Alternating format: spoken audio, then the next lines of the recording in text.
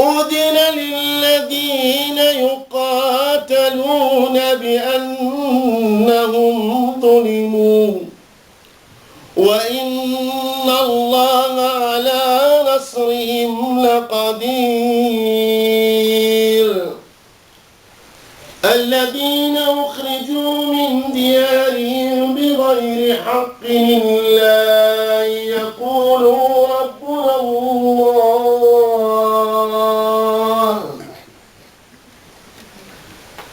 الذين أخرجوا من ديارهم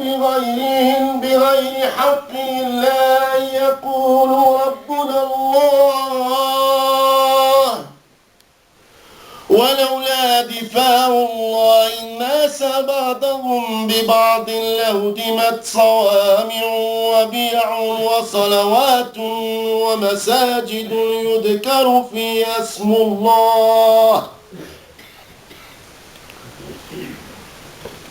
ولينصرن الله من ينصره إن الله لقوي عزيز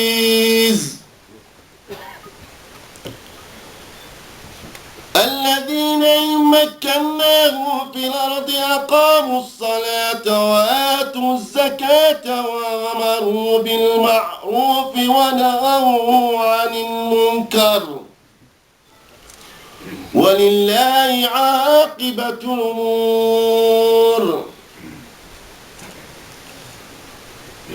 وإن يكذبوك فقد كذبت قبلهم قوم نوح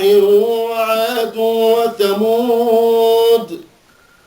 وقوم إبراهيم وقوم لوط وأصحاب مدين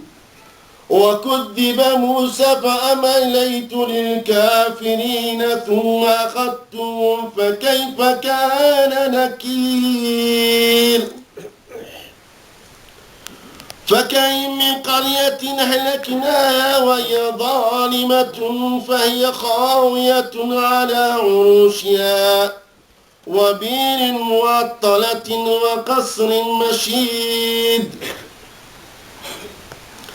أفلم يسيروا في الأرض فتكون لهم قلوب يعقلون بها أو آذان يسمعون بها